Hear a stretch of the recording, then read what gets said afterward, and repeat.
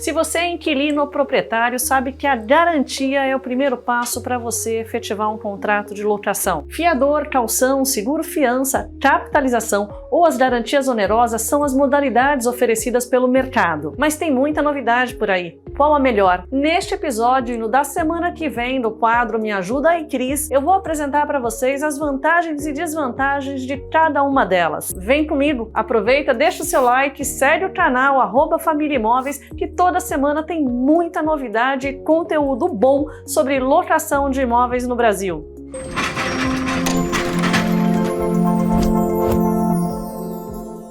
Nesse episódio eu vou falar sobre caução e fiador. Vamos começar pela mais simples de todas, que é a caução, e pode ser em dinheiro, em bens móveis ou bens imóveis. Em bem imóveis é quando o inquilino oferece um carro, uma joia como garantia daquele contrato de locação e a ação é registrada no cartório de títulos e documentos. Já no caso de bens imóveis é quando um imóvel é oferecido como garantia e o contrato de locação é calcionado, é averbado na matrícula desse imóvel, ou seja, o bem não será vendido enquanto durar aquele contrato de locação. Veja, não é o mesmo que um fiador, que oferece um imóvel como garantia de que ele possui um bem caso tenha de ser penhorado para saldar alguma dívida. É mais que isso. Calcionar um imóvel em um contrato de locação é deixar público que aquele imóvel responde por qualquer inadimplência ou dívida que venha se acumular no contrato. Todos os proprietários assinam o contrato juntamente com o inquilino como calcionantes. Já a caução em dinheiro não pode exceder 3 meses de aluguel e encargos, e todo o montante será depositado em uma conta poupança e os juros do período pertencerão ao locatário ao final do contrato. Na prática, o montante servirá para saldar dívidas de aluguéis em atraso, por exemplo, ou de manutenção no imóvel ao final da locação. Temos algumas questões importantes aí.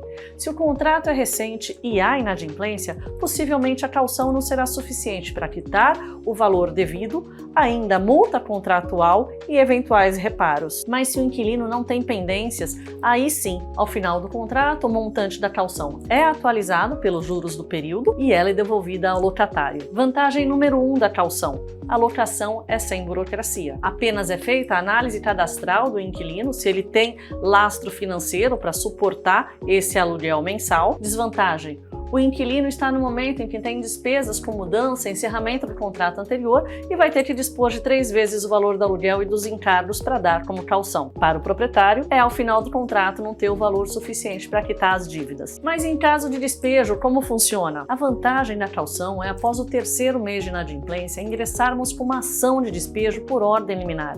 Essa figura está prevista na Lei do Inquilinato, no artigo 59, parágrafo 1º, inciso 9º. Vou explicar melhor. Após o 3º mês de aluguel em aberto, a caução fica zerada e, portanto, o contrato fica desprovido de garantia. É o que exige a lei, para o juiz conceder a liminar para a desocupação do imóvel em 15 dias. Nesse caso, a única obrigação do proprietário é depositar em juízo os 3 meses de caução, que será devolvido a ele ao final do processo. Mas e se ainda assim, além da caução, ainda resta uma dívida? Aí, o advogado vai ter que ingressar com uma ação de execução dessa dívida. Agora, vamos falar sobre fiador, a garantia mais tradicional de todos e a que mais rapidamente está caindo em desuso. Afinal, quem quer ser fiador de alguém? Dar o amparo financeiro a um contrato, assumir inadimplências de aluguéis em atraso e obras são questões muito difíceis de você conseguir que um parente, um amigo se responsabilize. Eu não diria que é uma modalidade em extinção, mas cada vez mais difícil de ser aplicada. Fora que é muito mais burocrático. Todos os documentos que se exige do inquilino também vão ser exigidos do fiador. E se esse imóvel que ele vai apresentar como garantia de que poderá ser penhorado caso a gente precise cobrá-lo ao final do contrato, tiver mais de 1, 2, 3 donos, a situação fica ainda mais complicada. Ele deve ter ao menos um imóvel em seu nome, livre e desembaraçado. Veja, não é o imóvel que é o garantidor daquele contrato, e sim aquela pessoa jurídica ou física, mas é a garantia de que aquela pessoa ou empresa tem um bem que poderá ser penhorado. Portanto, não se trata de uma caução com o imóvel. Isso representaria uma dupla garantia, o que é terminantemente proibido pela legislação. Se o imóvel pertence a mais de um indivíduo indivíduo, se ele é casado, teremos que analisar a documentação de todas as pessoas. No caso de herdeiros, a situação fica ainda mais exaustiva. Precisaremos de todos os documentos, comprovante de endereço, comprovante de renda de todas as partes. Se o imóvel pertence a mais de um indivíduo, se ele é casado ou se o imóvel é fruto de herança, todas as pessoas que configurarem como proprietárias terão que assinar e apresentar a documentação: CPF, RG, comprovante de renda e de endereço. São tantas as questões que envolvem essa análise, mas vou deixar algumas aqui. O imóvel é quitado? Tem usufruto dado a outra pessoa? Houve algum óbito de um dos proprietários? Está averbado na matrícula? E se for herança, todos os herdeiros assinam esse contrato? Concordam em ser fiadores desse contrato? Outra questão que sempre considero na análise: se for um terreno, há alguma casa construída sobre ele? Ela foi averbada na matrícula? Todas são variáveis que serão analisadas dependendo do parentesco do fiador com o inquilino, da renda apresentada pelo fiador ou pelos fiadores e até mesmo histórico de quão bom pagadora é essa pessoa.